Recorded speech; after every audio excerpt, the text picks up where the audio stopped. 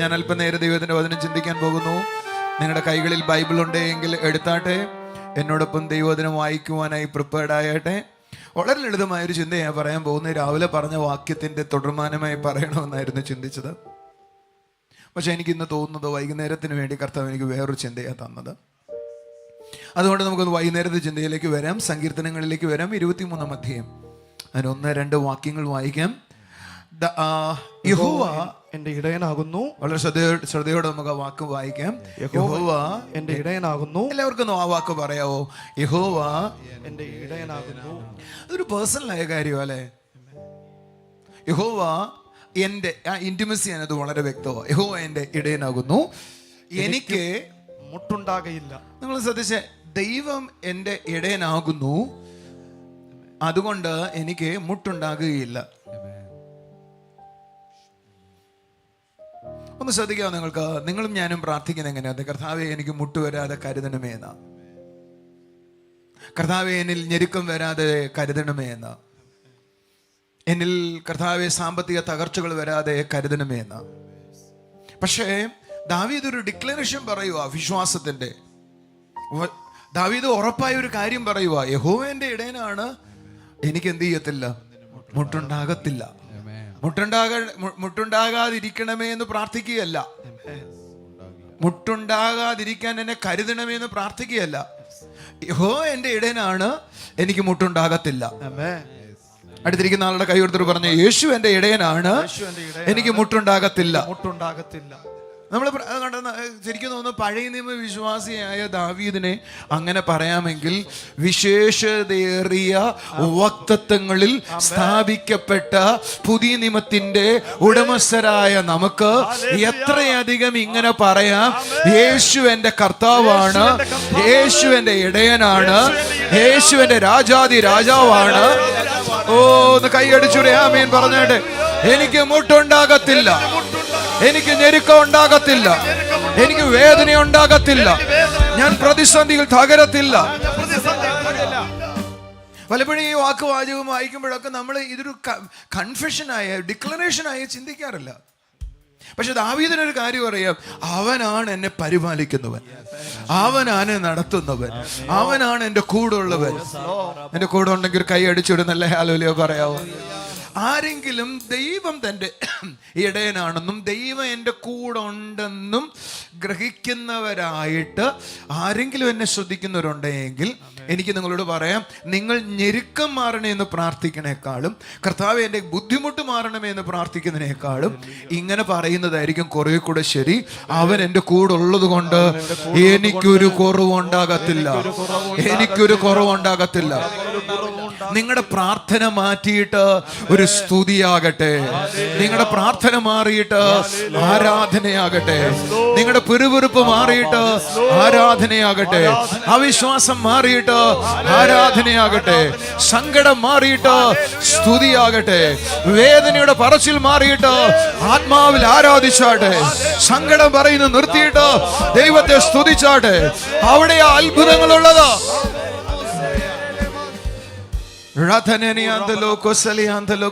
നോക്ക, ഇത് നമുക്ക് മാത്രമല്ല അറിയാവുന്നത്. സത്യത്തിൽ പലപ്പോഴും ഇതുപോലും അറിയാത്തവരാ നമ്മൾ.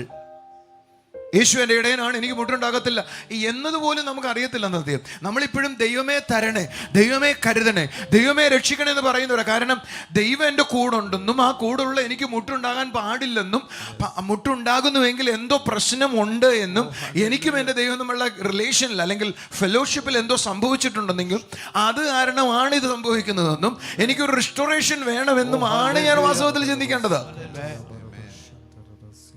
ഒരു വാക്യം കൂടെ വായിക്കാം. യോബിന്റെ പുസ്തകത്തിലേക്ക് വരാൻ നിങ്ങളും കൂടെ എടുത്തേ. യോബിന്റെ പുസ്തകം എടുത്തേ, 1-ാം അധ്യായം എടുത്തേ. അതിന് 9-ാമത്തെ വാക്യം ഒന്ന് വായിച്ചേ. അതിന് സാത്താൻ യഹോവയോട് വെറുതെയോ ഇയ്യോബ് ദൈവഭക്തനായിരിക്കുന്നതാ, നീ അവനും അവന്റെ വീട്ടിനും അവനുള്ള സകലത്തിനും. ഭക്തനായിരിക്കുന്ന ഒരാൾക്ക് എന്തുണ്ട് എന്ന് നിനക്ക് നമ്മളെക്കാൾ നന്നായിട്ട് പിശാചിന് അറിയാം. ദൈവഭക്തനായിരിക്കുന്ന ഒരാളുടെ മേൽ എന്തോ ഉണ്ട് എന്ന് നമ്മളെക്കാൾ നന്നായിട്ട് പിശാചിന് അറിയാം. അടുത്ത വാക്ക, നീ അവനും അവന്റെ വീട്ടിനും അവനുള്ള സകലത്തിനും ചുറ്റും വേലി ഒന്നും കെട്ടിയിട്ടില്ലയോ? പറയാ, നീ അവന് ചുറ്റുമുള്ള മുഴുവൻ വേലി കെട്ടിയിരിക്കുക എന്ന് പറഞ്ഞ നിന്റെ സുരക്ഷിതത്വത്തിനകത്താണ് അവനായിരിക്കുന്നത്. നമുക്ക് നേരിട്ട് പറയാം, ഞാൻ അവന്റെ സുരക്ഷിതത്വത്തിനകത്താണ്. 2023 എനിക്ക് ഒത്തിരി വേദനയുടേതായിരുന്നുവെങ്കിൽ ഈ 2024 ഞാൻ അവന്റെ സുരക്ഷിതത്വത്തിനകത്താണ്, ഞാൻ അവന്റെ കരുതലിനകത്താണ്, ഞാൻ അവന്റെ സൂക്ഷിപ്പിനകത്താണ്, ഞാൻ അവന്റെ സ്നേഹത്തിനകത്താണ്. ആ സ്നേഹമാണ് എന്നെ സൂക്ഷിച്ചിരിക്കുന്നത്. ഒരമ്മ തന്റെ കുഞ്ഞിനെ മറന്നാലും മറക്കാതെ അവനെ സൂക്ഷിച്ചിരിക്കുകയാണ്. അവന്റെ ചിറകിന്റെ കീഴിലാണ് ഞാൻ, അവന്റെ സാന്നിധ്യത്തിന് മറവിലാണ് ഞാൻ, ആ പാറയുടെ നിഴലിലാണ് ഞാൻ. എനിക്കൊരു മുട്ടും ഉണ്ടാകത്തില്ല. എന്റെ ചിന്ത അതല്ലെങ്കിലും അടുത്ത വാചകത്തിലേക്ക് ഒന്ന് വരാമോ നിങ്ങൾക്ക്? നീ അവന്റെ പ്രവൃത്തിയെ അനുഗ്രഹിച്ചിരിക്കുന്നു. ഒരു നല്ല ഹല്ലേലൂയ പറയാം. അപ്പൊ ദൈവം ഒരാളുടെ കൂടെ ഉണ്ടെന്ന് പറയുന്ന ഒരാള്, ആ പറയുന്നയാളുടെ ഉള്ളിൽ ഒരു കാര്യം കൂടെ ഉണ്ടാകണം. ദൈവം അവന്റെ കൂടെ ഉണ്ടെങ്കിൽ അവൻ ചെയ്യുന്ന പ്രവൃത്തി അനുഗ്രഹത്തിലേക്ക് നടന്നുകൊണ്ടേയിരിക്കും.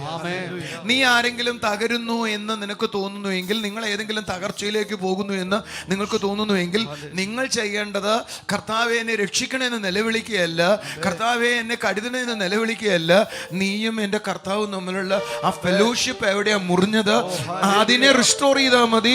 അധ്വാനം കൊണ്ടല്ല അനുഗ്രഹം ഉണ്ടാകുന്നത്, കർത്താവുമായുള്ള ബന്ധത്തിൽ അനുഗ്രഹം ഉണ്ടാകുന്നത്. എന്റെ കൂടെ ഉണ്ടെങ്കിൽ ഹല്ലേലൂയ പറഞ്ഞാട്ടെ. അടുത്തിരിക്കുന്ന 1-2 പേരുടെ കൈ കൊടുത്തിട്ട് പറ, അധ്വാനമല്ല, പരിശ്രമമല്ല. വേദപുസ്തകം പറയുവാ, ദൈവത്തിന്റെ അനുഗ്രഹത്താൽ സമ്പത്തുണ്ടാകുന്നു. എല്ലാവരും പറയാ, ദൈവത്തിന്റെ അനുഗ്രഹത്താൽ, അധ്വാനത്താൽ നീ അതിനോടൊന്നും ചേർക്കത്തില്ല. നിന്റെ അധ്വാനമല്ല. നന്നേ രാവിലെ എഴുന്നേൽക്കുന്നത് രാത്രിയിൽ താമസിച്ച് കിടക്കുന്നത് കൊണ്ടും അല്ല. തന്റെ പ്രിയനോ അവനത് ഉറക്കത്തിൽ കൊടുക്കുന്നു. അവനത് വിശ്രമിച്ചാൽ മതി. തന്റെ പ്രിയനെ കർത്താവിന്റെ കൂടി ഇരുന്നാ മതി. മറിയ തെരഞ്ഞെടുത്തതുപോലെ നല്ല അംശം തെരഞ്ഞെടുത്താൽ മതി. കർത്താവിന്റെ പാദപീഠത്തിൽ ഇരുന്നാൽ മതി. ആ വചനം ഒന്ന് കേട്ടാൽ മതി. നിന്റെ സ്ഥിതികളെ മുഴുവൻ മാറ്റുവാൻ പറ്റും. നിന്റെ സ്ഥിതികൾ മുഴുവൻ മാറുവാൻ തുടങ്ങും. ഒന്ന് കൈ അടിച്ചൊരു ഹല്ലേലൂയ പറഞ്ഞാട്ട്. നമ്മുടെ അകത്ത് ദൈവം കൂടെ ഉണ്ടെങ്കിൽ ആദ്യം ഉണ്ടാകേണ്ടത് നിത്യതയിൽ പോകും എന്നത് മാത്രമല്ല, പകരം ദൈവം ഒരാളുടെ കൂടെ ഉണ്ടെങ്കിൽ ഞാൻ സ്വർഗത്തിൽ പോകും. അതാണ് നമ്മുടെ അൾട്ടിമേറ്റ് ലക്ഷ്യം. പക്ഷേ നിങ്ങൾ അറിയേണ്ടത്, ദൈവം കൂടെ ഉണ്ടെങ്കിൽ അതിന്റെ 2 പ്രത്യേകതകൾ ഞാൻ പറയാം. അയാൾ തൊടുന്നത് മുഴുവൻ അനുഗ്രഹിക്കപ്പെട്ടിരിക്കും. അയാൾ സമൃദ്ധിയിലേക്ക് വന്നുകൊണ്ടേയിരിക്കും. അയാൾ സമ്പന്നതയിലേക്ക് വന്നുകൊണ്ടേയിരിക്കും. ദൈവം കൂടെ ഉണ്ടെന്ന് എങ്ങനെ അറിയാം? അന്യഭാഷ പറയുന്നുണ്ടറിയാം. ദൈവം കൂടെ ഉണ്ടെന്നെങ്കിൽ എങ്ങനെ അറിയാം? അന്യഭാഷ പറയുന്നത് ദൈവം കൂടെ ഉള്ളതിന്റെ ലക്ഷണം തന്നെയാ. പക്ഷെ ദൈവം കൂടെ ഉണ്ടെന്ന് നിങ്ങൾ വിശ്വസിക്കുന്നുവെങ്കിൽ നിങ്ങൾ ഒരിക്കലും താഴോട്ട് പോകാൻ പറ്റത്തില്ല. പക്ഷെ നമ്മുടെ അകത്ത് എവിടെയോ ഫീഡഡ് ആയി കിടക്കുക.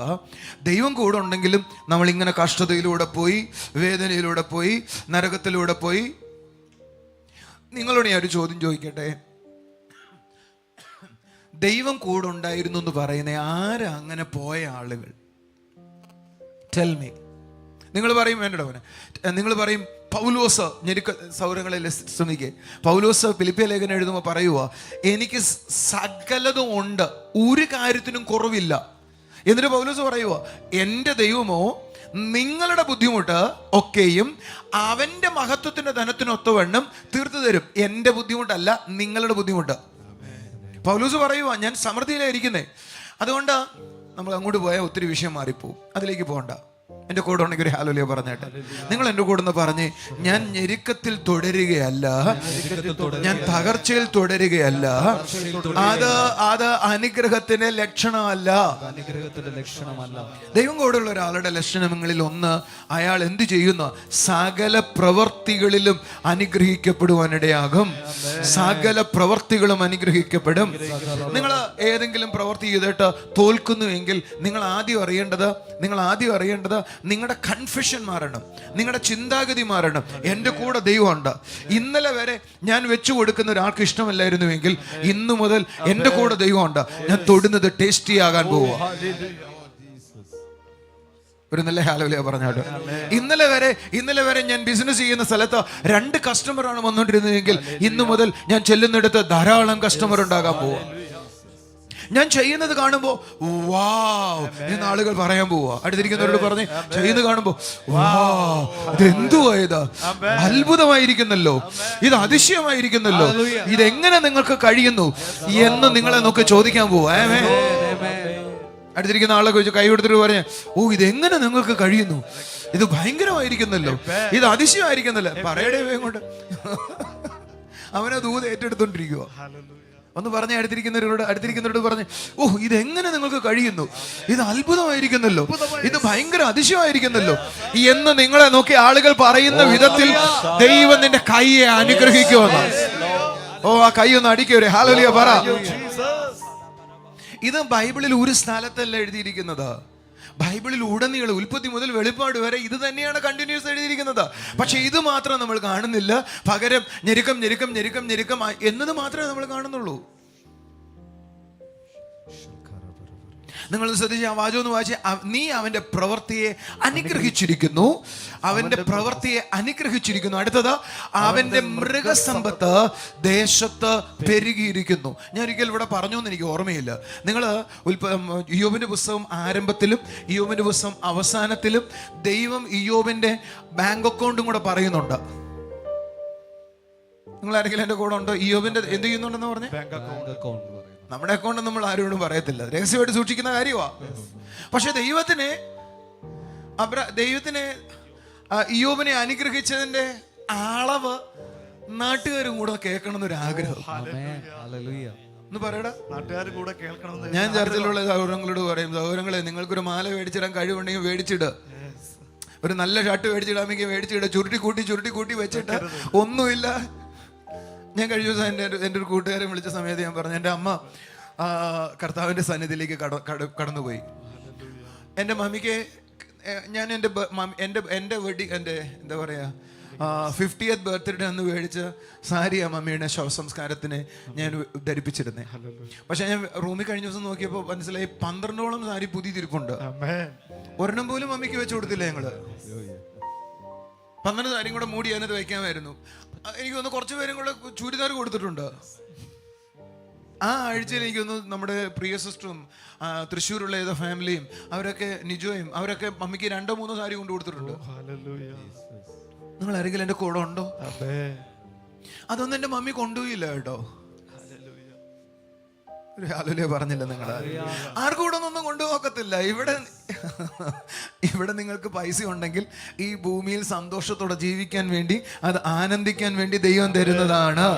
ഒന്ന് കൈയടിച്ചൊരു ആമീൻ പറഞ്ഞാട്ടെ. അതിലേക്കും തിരിച്ചു വരുന്നില്ല. ഒന്ന് ശ്രദ്ധിച്ചേ, നിങ്ങളുടെ സമ്പത്ത് പെരുകിയിരിക്കുന്നത് ആരും കാണിക്കത്തില്ല. നല്ല ഷർട്ട് മേടിച്ചിടത്തില്ല, ഒരു ഷൂസ് മേടിക്കത്തില്ല, ഒരു നല്ല ആഹാരം കഴിക്കത്തില്ല. നിങ്ങൾ ആരും ഒന്നും ആമീനൊന്നും പറയണില്ല കേട്ടോ. അടുത്തിരിക്കുന്നോട് ചോദിച്ചു, പിശുക്ക് വെച്ചിട്ട് എന്തോ ചെയ്യാനാന്ന് ചോദിക്കേ. ഞാൻ ചിന്തിക്കാറുണ്ട്, ഈ കർത്താവ് വരുന്നു, ഇപ്പൊ ഇതിന്റെ ഇടയ്ക്ക് കർത്താവ് വന്നു എന്ന് വിചാരിക്കേ. ചിലര് പറയും, കർത്താവ് ഇതുവരെ ഞാൻ ഒരു KFC പോലും കഴിച്ചിട്ടില്ല. കർത്താവിനായിരിക്കും പറയുന്നത്, എടാ മോനെ ഞാനിതെല്ലാം ഉണ്ടാക്കി വെച്ചിരിക്കുവായിരുന്നു, മാക്ഡൊണാൾഡ്സും ബർഗറും ഐസ്ക്രീംസും. ഇതാ ഇവിടുന്ന് ഒരുത്തും കൊതി കൂറുന്നു. എന്റെ കൂടെ ഉണ്ട് ഹല്ലേലൂയ പറയാവോ? നിങ്ങളുടെ അക്കൗണ്ട്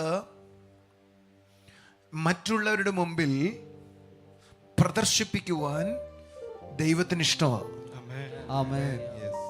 അടുത്തിരിക്കുന്ന ആളുടെ കൈ കൊടുത്തിട്ട് പറ, നിങ്ങളുടെ സമ്പത്ത് മറ്റുള്ളവരുടെ മുമ്പിൽ ഞാൻ ഇവനെ അനുഗ്രഹിച്ചു എന്ന വിധത്തിൽ കാണിക്കേണ്ടതിനെ ഒന്ന് കാണിക്കാൻ എൻ്റെ ദൈവത്തിന് ഇഷ്ടമാണ്. നീ മൂടി വെച്ചോ, പക്ഷെ കർത്താവിന്റെ ഇഷ്ടം എനിക്ക് എന്തെല്ലാം ദൈവം തന്നു എന്ന് വിളിച്ചു പറയുന്നത് ആ കർത്താവിന് ഇഷ്ടം. ആരോ ഒരാൾ എന്നോട് പറഞ്ഞു, ബ്രദറിന് എന്തെങ്കിലും സാധനം കിട്ടിയ പിറ്റേ ദിവസം ഞായറാഴ്ച ചർച്ചിൽ നോക്കിയാൽ മതി, ആ പ്രസംഗത്തിന്റെ ഇടയിൽ കാണുമെന്ന്. ഞാൻ പിന്നെ എവിടെ പോയാൽ പറയാൻ നോക്കും? എനിക്ക് എന്തെങ്കിലും കിട്ടിയാൽ ഞാൻ ആദ്യം എൻ്റെ പെങ്ങന്മാരെ വിളിക്കും. എൻ്റെ പെങ്ങന്മാരെ വിളിക്കുന്ന ആദ്യം. മമ്മി ഉണ്ടായിരുന്നപ്പോൾ ആദ്യം മമ്മിയുടെ റൂമിൽ ചെന്നിട്ട് പറയും, മമ്മി ഇങ്ങനെ ഒരു സാധനം കിട്ടിയെന്ന് പറയും. അത് സന്തോഷമല്ലേ? പിന്നെ പറയാൻ പറ്റുന്ന സ്ഥലം ചർച്ചിനകത്താണ്. ആരോ ഒരാൾ പറഞ്ഞു, ബ്രദറെ ഇത്രയും നല്ല സാധനം കിട്ടിയെന്നൊക്കെ കേട്ട് കഴിഞ്ഞാൽ ആളുകളൊന്നും തരത്തില്ല. ഞാൻ അവനെ ഇവനെയൊക്കെ എന്തോ ചെയ്യോടാന്നൊന്ന രീതിയിലാണ് നോക്കിപ്പോയെ. മനുഷ്യരുടെ ചിന്ത കണ്ടോ വരുന്നേ? തലമണ്ടയ്ക്കൊന്ന് കൊടുക്കാൻ നോക്കൂ. അവര് ചിന്തിക്കുന്നത് എന്തോ, ഇതൊക്കെ രഹസ്യമായിട്ട് സൂക്ഷിച്ച ആൾക്കാർ വീണ്ടും തരും. എന്തിനാന്നേ ആ മൈൻഡ് സെറ്റ് കണ്ടോ? എനിക്ക് ഏറ്റവും ഇഷ്ടം ബ്രദർ ഒരു പേന കിട്ടിയാൽ പോലും ഒന്ന് ചർച്ച അത് ഭയങ്കര സന്തോഷമാണ്. എന്തും പറയുന്നില്ല, എന്താ കുഴപ്പം? നിങ്ങൾക്ക് എന്റെ കണക്കെല്ലാം അറിയത്തില്ലേ? തീർച്ചയായും എനിക്ക് എവിടെ നിന്ന് കിട്ടി എന്ത് കിട്ടിയെന്ന് ഞാൻ നോക്കി പറയത്തില്ലേ? തുറന്നു വെച്ചിരിക്കില്ലല്ലോ. എനിക്ക് രഹസ്യമായിട്ടൊരു കാര്യമില്ല. ഓ ഹല്ലേലൂയ. സമ്പന്നനാകുന്നതും കർത്താവിന്റെ മഹത്വത്തിനാണേ. ഹല്ലേലൂയ. മറ്റുള്ളവർക്ക് അതിശയം തോന്നുന്ന ഒരു അക്കൗണ്ട് നിനക്കുണ്ടാകട്ടെ. നിങ്ങൾ ആരും അതിന് കൈയടിച്ചില്ല, ഒരു ആമേൻ പറഞ്ഞില്ല. മറ്റുള്ളവർക്ക് വാ ഇതെന്താ ഇവിടെ ഉള്ളത്, ഈ മനുഷ്യൻ ഇങ്ങനെയാണോ, ഇത്രത്തോളം ഇതേ അനുഗ്രഹിക്കപ്പെട്ടു എന്ന് തോന്നുന്ന വിധത്തിൽ ഒരു അക്കൗണ്ട് നിനക്ക് ഉണ്ടാകട്ടെ. നിങ്ങൾ എന്താ കൈ അതിനെ സ്വീകരിക്കട്ടെ, കൈയടിച്ച് അതിനൊന്ന് സ്വീകരിച്ച്. എന്റെ ചർച്ചിലെ ഒരു മുസ്ലിം സഹോദരൻ വരുന്നുണ്ട്. ആ സഹോദരൻ വന്നിട്ട് എന്നും പറയുന്ന പ്രാർത്ഥന എന്നാന്നറിയോ? കൈതാ എന്നൊരു ബില്യണർ ആക്കാൻ. ഞാനൊരു ബില്യണറാ ബ്രദർ, ഞാൻ മില്യണർ അല്ല ബില്യണറാ. ഞാൻ എന്നും അദ്ദേഹത്തെ കണ്ടാലും പറയും വെൽക്കം ബില്യണർ. അവിടെ നിങ്ങളുടെ ആമീൻ പറ. ഇത് ചില ആളുകൾ പറയും ഇയാൾ കാശുണ്ടാകാൻ പറയുന്നതല്ല. അല്ല, യഹോവ എന്റെ ഇടയനാകുന്നു, എനിക്കൊരു മുട്ടുണ്ടാകത്തില്ല. പച്ചയായ പുൽപ്പുറങ്ങൾ എനിക്കുള്ളതാണ്. എന്റെ മൃഗസമ്പത്ത് ദേശത്ത് പെരുകും എന്ന് പറഞ്ഞ എന്റെ സമ്പത്ത് ദേശം അറിയും. വിശ്വസിക്കുന്നവർക്ക് ആമീൻ പറയാം. ഞാൻ അനുഗ്രഹിക്കപ്പെട്ടിരിക്കുന്നു എന്ന നാട്ടിലെ ആളുകൾ അറിയും. നിങ്ങൾക്കൊരു തമാശ അറിയാം. ഞാൻ കഴിഞ്ഞ ദിവസം ഒരു എൻ്റെ കൂട്ടുകാരൊരാൾ വിളിക്കുവോ, പറയുന്നത് എന്നാന്നറിയോ? ജോണേ, അഞ്ചലിൽ എന്തെങ്കിലും സ്ഥലം മേടിക്കുന്നെങ്കിൽ എന്നോട് ആദ്യം പറയാനിടാന്ന്. ഞാൻ ചോദിച്ചു, ഞാൻ മേടിക്കുന്നില്ലടാ. അല്ല എടാ നിന്നോടൊക്കെ അല്ലേ പറയാക്കത്തുള്ളൂ. അതിന്റെ അർത്ഥം നിനക്ക് മനസ്സിലായോ? അഞ്ചലിൽ ആദ്യം എന്തെങ്കിലും സ്ഥലം വിൽക്കുന്നതിന് ആദ്യം ആൾക്കാർ ഇപ്പൊ എന്നെ വിളിക്കുന്നത്. കാരണം അഞ്ചലിൽ കാശുള്ള ആൾ ഞാൻ മാത്രമാ. പക്ഷേ ആ ചർച്ചിന്റെ സൈഡിലെ ഭിത്തി കെട്ടാൻ പറ്റിയിട്ടില്ലെന്നാണ് സംഭവം. ഞാനതിന് എതിരൊന്നും പറയത്തില്ല, കാരണം അവരുടെ ഉള്ളിൽ അങ്ങനെ തോന്നിയാൽ അങ്ങനെ ഇരുന്നോട്ടെ. ഒരു നല്ല ഹല്ലേലൂയ പറഞ്ഞാൽ അനുഗ്രഹിക്കപ്പെടാ, സമ്പന്നനാകാം. പറ അനുഗ്രഹിക്കപ്പെടാ, സമ്പന്നനാകാം. ആർക്ക് വേണ്ടിയിട്ടാ? അനേക ആളുകളെ രക്ഷിക്കുവാൻ, സുവിശേഷത്തിന് വേണ്ടി. അനേക ആളുകൾ കർത്താവിനെ അറിയാൻ, സുവിശേഷത്തിന് വേണ്ടി നിനക്ക് സമ്പന്നത ധാരാളം ഉണ്ടാകട്ടെ. ശ്രുതിയുടെ വീട്ടിലെ ആ കുടുംബത്തിന് ഇന്ന് നമ്മുടെ പ്രോഗ്രാം ചെയ്യാൻ കഴിഞ്ഞതുകൊണ്ടാണ് ഈ പ്രോഗ്രാം ഭംഗിയായിട്ട് പോയത്. അതുപോലെയുള്ള കുടുംബങ്ങൾ എഴുന്നേറ്റ് വരട്ടെ. ഒന്ന് കൈയടിച്ചൊരു ആമീൻ പറഞ്ഞു. നമുക്കിപ്പോ TV ചാനലുകളിൽ ഒന്നും പ്രോഗ്രാം ഇല്ല. എന്റെ ഉള്ളിലെ അടുത്ത ദിവസങ്ങളിൽ ഫ്ലവേഴ്സിലോ സൂര്യയിലോ അതുപോലെ ഏതെങ്കിലും ചാനൽ വരണമെന്ന് വിചാരിക്കുവോ? ഫിനാൻസ് ഉള്ള ആളുകൾ എഴുന്നേൽക്കട്ടെ. യേശുവിനെ പറയാൻ ചിലരുടെ കൈകളിൽ ധനം ഉണ്ടാകട്ടെ. ഞാൻ എന്തുകൊണ്ട് എന്റെ കയ്യിലുള്ളതല്ല ഈ സഹോദരന്മാർക്ക് അറിയാന്ന് പറഞ്ഞു? എന്റെ കയ്യിലുള്ളത് മുഴുവൻ സുവിശേഷത്തിന് കൊടുക്കുക പരിപാടി. ഒന്നും റിസർവ് പരിപാടിയില്ല. റിസർവ് ചെയ്ത് ഒന്നും ചെയ്തിട്ടില്ല ഇതുവരെ. റിസർവ് ചെയ്യേണ്ട ആവശ്യം വന്നില്ല. കാരണം നാളത്തെ ആവശ്യത്തിന് വേണ്ടി ദൈവം കരുതിയിട്ടുണ്ട്. എനിക്കൊരു മുട്ടും ഉണ്ടാകത്തില്ല. എന്റെ ആവശ്യങ്ങൾ അറിയുന്ന ഒരു ദൈവം ഉണ്ട്. എനിക്ക് വേണ്ടി കരുതുന്നവനാകുകയാണ്. അടുത്തിരിക്കുന്ന ആളോട് കൈ കൊടുത്തിട്ട് പറഞ്ഞ അവൻ എനിക്ക് വേണ്ടി കരുതുന്നവനാകുകയാണ്. ഞാൻ എൻ്റെ മോനെ US വിടുവാ. നാളെ രാത്രി അവൻ പോവും. ഇതുവരെ ജോഹ എന്നോട് ചോദിച്ചിട്ടില്ല. വന്നിട്ട് അപ്പ ഞാൻ പോയിട്ട് ഫീസ് അടയ്ക്കാനുള്ള പൈസ പപ്പടയിലുണ്ടോ ചോദിച്ചിട്ടില്ല. അതെന്താ ചോദിക്കാതെ? അവന്റെ ഭാഗമല്ലത്. അവന് വേണ്ടി ഞാൻ കരുതുമെന്ന് അവൻ അറിയാം. നിങ്ങൾക്ക് അങ്ങനെ അറിയാവോ? അവൻ എനിക്ക് വേണ്ടി കരുതുന്നു എന്ന് നിങ്ങൾക്ക് അറിയാവോ? എങ്കിൽ നിങ്ങളുടെ സ്വപ്നങ്ങൾക്ക് വേണ്ടി നിങ്ങൾ കാലുവെക്ക്. നിങ്ങൾക്ക് വേണ്ടി കരുതുന്നവനാകയാൽ അത് വെളിപ്പെട്ടു വരും. ഈ കരുതെന്ന് പറഞ്ഞാൽ അർത്ഥം എന്തോ? മക്കൾ അപ്പന് വേണ്ടി അല്ലെ, അപ്പൻ മക്കൾക്ക് വേണ്ടി കരുതുന്ന പോലെ അല്ലേ? ഏതെങ്കിലും പെങ്ങന്മാരെ അല്ലെ ഏതെങ്കിലും പെൺകുട്ടികള് അപ്പന്മാരോട് ചോദിച്ചിട്ടുണ്ടോ, അമ്മമാരോട് ചോദിച്ചിട്ടുണ്ടോ എന്നെ കെട്ടിക്കാൻ വല്ലതും നിങ്ങൾ കരുതിയിട്ടുണ്ടോ? ചോദിക്കത്തില്ല. അത് അപ്പനും അമ്മയും ചെയ്യുന്ന കാര്യമാണ് എനിക്ക് തോന്നുന്നു നമ്മുടെ ജൂലിയ സിന്ധുക്കോട് ചോദിക്കുന്നു എന്നൊരു ഡൗട്ടുണ്ട് കേട്ടോ. ഒരു നല്ല ആമേൻ പറഞ്ഞേ. നിങ്ങൾ എന്നെ കാണുന്നുണ്ടോ? നിങ്ങൾ എന്നെ കാണുന്നുണ്ടോ? നിങ്ങൾക്ക് വേണ്ടി ഒരുവൻ കരുതിയിട്ടുണ്ട്. എനിക്കൊരു മുട്ടും ഉണ്ടാകത്തില്ല. എന്റെ സകല ചിന്താകുലം അവന്റെ മേൽ ഇട്ടിരിക്കുക. കാരണം എനിക്ക് വേണ്ടി അവൻ കരുതുന്നവനാണ്. ഒരു കുറവും എനിക്ക് വരികയില്ല. എനിക്കൊരു വേദന ഉണ്ടാകത്തില്ല. എനിക്ക് എന്റെ പ്രവർത്തികൾ ലോകത്ത്, അല്ലെ എന്റെ അനുഗ്രഹം ലോകത്ത് കാണുന്ന വിധത്തിൽ വെളിപ്പെട്ട് വരും. ഒരു വാക്യം കൊണ്ടൊന്ന് വരാമോ? ഒരു വാക്യം കൊണ്ടൊന്ന് വായിക്കാം. 2 കൊരിന്ത്യരിലേക്ക് വരാം. 9-ാം അധ്യായം എടുക്കാവോ? എന്റെ 8-ാം വാക്യം വായിക്കാവോ? നിങ്ങൾ സകലത്തിലും എപ്പോഴും പൂർണ്ണ തൃപ്തിയുള്ളവരായി സകല സൽപ്രവർത്തികളും പെരുകി വരുമാറ് നിങ്ങളിൽ സകല കൃപയും പെരുക്കുവാൻ ദൈവം ശക്തനാകുന്നു. ആമേൻ. നിങ്ങളിലൂടെ അടുത്തിരിക്കുന്ന ആളോട് കൈയെടുത്തിട്ട് പറ, പൂർണ്ണ തൃപ്തിയുള്ളവരായി. എവിടെയൊക്കെയാ പൂർണ്ണ തൃപ്തിയുള്ളവരാകുന്നത്? സകലത്തിലും, എല്ലായ്പ്പോഴും. നടക്കുന്ന കാര്യമല്ല. ഒന്ന് പറഞ്ഞേ, സകലത്തിലും എപ്പോഴും നടക്കുവോ? ഏത് സമയത്തും തൃപ്തി ഉണ്ടാവുമോ? അടുത്തിരിക്കുന്നവരോട് ഏതു സമയത്തും തൃപ്തി ഉണ്ടാവുമോ? എല്ലായ്പ്പോഴും തൃപ്തി ഉണ്ടാവുമോ? ചില കാര്യത്തിലൊക്കെ തൃപ്തി ഇല്ലാതെ വരത്തില്ലേ? നിങ്ങൾ ആരെങ്കിലും എൻ്റെ കൂടെ ഉണ്ടോ? നിങ്ങൾ സകലത്തിലും. ഈ സകലത്തിൽ എന്ന് പറയുമ്പോൾ കുറെ വിശുദ്ധന്മാരായ ആളുകൾ പറയും സകലത്തിൽ എന്ന് പറഞ്ഞാൽ ആത്മീയമായ കാര്യത്തിലാണ്. ഇവിടെ വിശുദ്ധന്മാരെ അല്ല. സകലത്തിൽ എന്ന് പറഞ്ഞാൽ സകലത്തിൽ നിന്ന് അതിന്റെ അർത്ഥം. സകലത്തിൽ എന്ന് പറഞ്ഞാൽ എല്ലാത്തിലും എന്നും അർത്ഥം. സകലത്തിലും എന്തോ ഉണ്ടാവും? പൂർണ്ണ തൃപ്തി ഉണ്ടോ? സകലത്തിലും എപ്പോഴും. ആ വാക്ക് വിഴുങ്ങി പോവാ. സകലത്തിലും എപ്പോഴും. നാളെ ഉണ്ടാവോ? മറ്റന്നാൾ ഉണ്ടാവോ? അതിന്റെ മറ്റന്നാളുണ്ടാവോ? അടുത്ത വർഷം ഉണ്ടാവോ? അടുത്തതിന്റെ അടുത്ത എപ്പോഴും എപ്പോഴും എപ്പോഴും എപ്പോഴും. ഒന്ന് കൈ അടിച്ചുകൊണ്ട് പറ, എപ്പോഴും.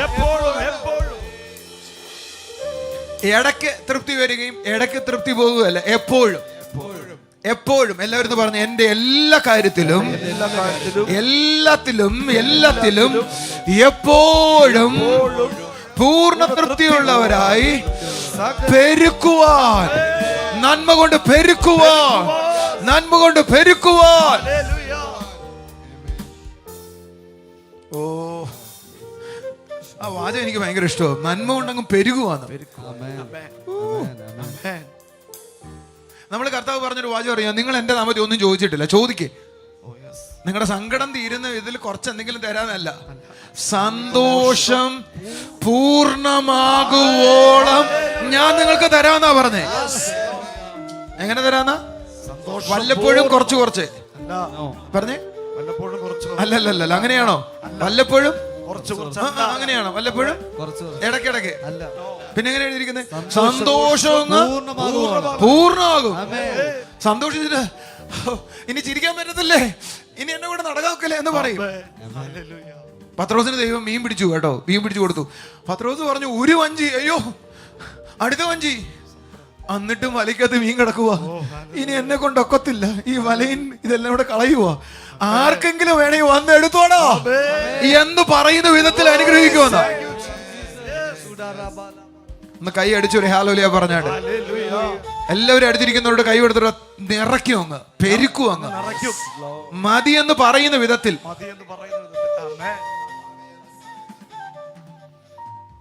ഒന്ന് കൈ അടിച്ച് കർത്താവിനെ സ്തുതിച്ചേ. ലാലല്ല ലാലല്ല ലല്ലല്ല ലാലല്ല ലാലല്ല ലാലല്ല ലാലല്ല ലാലല്ല ലാലല്ല ലാലല്ല ലാലല്ല ലാലല്ല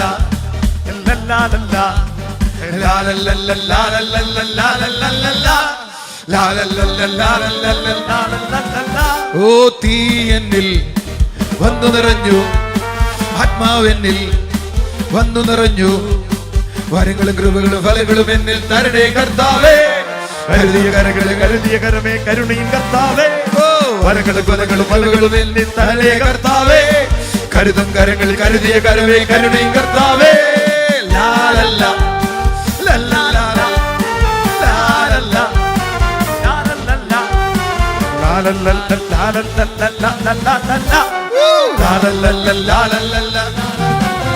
ഒന്ന് എഴുന്നേറ്റ് വന്നിട്ട് പറ, ഞാൻ സകലത്തിലും സകലത്തിലും എപ്പോഴും അനുഗ്രഹിക്കപ്പെട്ടുകൊണ്ടേയിരിക്കും. സകലത്തിലും എപ്പോഴും അനുഗ്രഹം അനുഭവിച്ചുകൊണ്ടേയിരിക്കും. ഞാൻ സകലത്തിലും എപ്പോഴും അനുഗ്രഹത്തിലായിരിക്കും. ഞാൻ സകലത്തിലും എപ്പോഴും ഓ അടുത്തിരിക്കുന്നവരോട് പറ, മക്കളാണെങ്കിൽ അവകാശികളാ. ആമേൻ. ഹല്ലേലൂയ. മക്കളാണെങ്കിൽ എന്താണ് അവകാശി? ക്രിസ്തുവിനുള്ളവരെങ്കിലോ അബ്രഹാമിന്റെ സന്തതിയും അവകാശികളുമാണ്. ക്രിസ്തുവിന്റെ സന്തതിയാണോ? ക്രിസ്തുവിനുള്ളവനാണോ?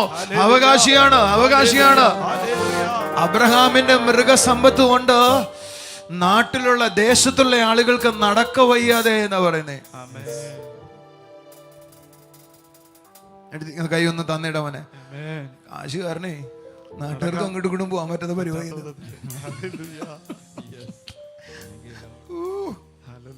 അവന്റെ ദേശത്തിന് അവന് ഉൾക്കൊള്ളാൻ പറ്റുന്നത്. നീ ഒന്ന് ചിന്തിച്ചു നോക്കണേ. ഉദാഹരണം പറയാം. നമ്മൾ ഈ മേനംകുളം എന്ന സ്ഥലത്താണ് നിൽക്കുന്നത് അല്ലേ? മേനംകുളത്ത് ഇപ്പൊ വൈകുന്നേരം നിങ്ങൾ ചെന്ന് പോയിട്ടുണ്ടോ?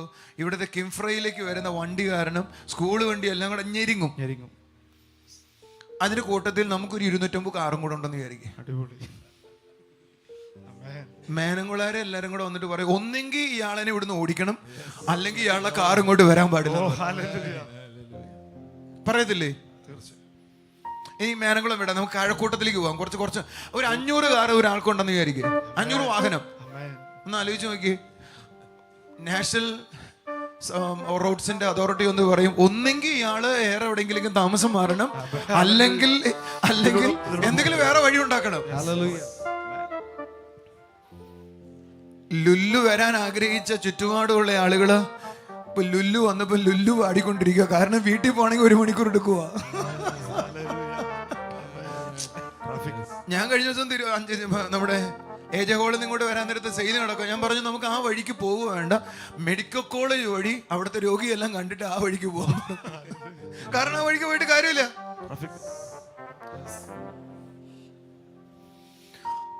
അവിടെ എഴുതിയിരിക്കുന്നത് അബ്രഹാമിന്റെ കാശ് കാരണം അവിടെ ട്രാഫിക് ബ്ലോക്ക് ഉണ്ടായെന്നാ. അടുത്തിരിക്കുന്ന ആളുടെ കൈ കൊടുത്തിട്ട് പറഞ്ഞു, അബ്രഹാമിന്റെ വീട്ടിലെ സമ്പത്ത് കാരണം പറ. അബ്രഹാമിന്റെ വീട്ടിലെ സമ്പത്ത് കാരണം ട്രാഫിക് ബ്ലോക്ക് ആയി. അവിടുത്തെ കാളെ ഇവിടുത്തെ കാളയും കൂടെ പോകാനുള്ള സ്ഥലമില്ല. ഓ ലവ് യു ജീസസ്. എങ്കിൽ ആളുകൾ മുഴുവൻ പറയുന്നത് എന്തോ, ഇപ്പൊ ഞങ്ങൾ ലുല്ലുവിന്റെ കാര്യം ഇവിടെ ഇരുന്നുകൊണ്ട് കൂടെ പറഞ്ഞു. എന്റെ കാരണം എന്തോ, അവിടുത്തെ ബ്ലോക്ക് നാട്ടിലെ വിഷയോ. ഒരു നല്ല ആമേൻ പറഞ്ഞു. ഒന്ന് കര ഉയർത്തി പറഞ്ഞേ, ലുല്ലുവിലെ ബ്ലോക്ക് പോലെ.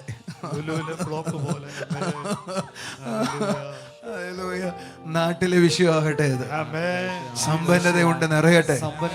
ആ മനുഷ്യനാണ് ആ സുവിശേഷത്തിന് മുഴുവൻ കൊടുക്കുന്നത്. ആ മീറ്റിംഗ് നടക്കുന്ന മുഴുവൻ അദ്ദേഹത്തിന്റെ നമ്പറ്റ് കൊണ്ടാണ്. ആ വീടാണ് ആ വീടിനെ നടത്തുന്നത്. ആ വീടാണ് ഇത്രയും കുടുംബങ്ങൾക്ക് ഭക്ഷണം കൊടുക്കുന്നത്. ആ വീടാണ് ആ ഹോസ്പിറ്റലിലെ ചെലവ് കൊടുക്കുന്നത്. ആ വീടാണ് ഇത്രയും ആളുകൾക്ക് മെഡിസിൻ കൊടുക്കുന്നത്.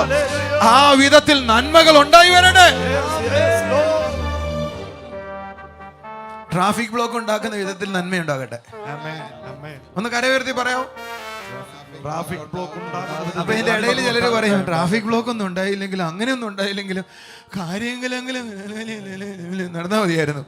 അങ്ങനെ പറയുന്നവരെ എനിക്ക് പറയാനുള്ളത്, കാര്യം നടക്കത്തില്ല. വിശ്വാസം പറഞ്ഞാൽ വിശ്വാസമേ പറയാവൂ. അത്ഭുതങ്ങൾ പുറകെ വരാനായി തുടങ്ങിയമേ. ദൈവം നിങ്ങളെ അനുഗ്രഹിക്കട്ടെ. ലാലല്ല ലാലല്ല ലാലല്ല ലാലല്ല ലാലല്ല ലാലല്ല.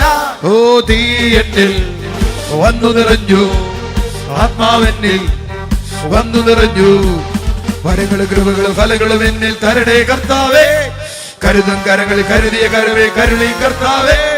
വരങ്ങളും ഫലങ്ങളും ഫലങ്ങളും എന്നിൽ തരണേ കർത്താവേ. കരുതും കരങ്ങളിൽ കരുതിയ കരവേ കരുണി കർത്താവേ. ലാലല്ല ലാലല്ല ലാലല്ല ലാലല്ല ലാലല്ല ലാലല്ല ലാലല്ല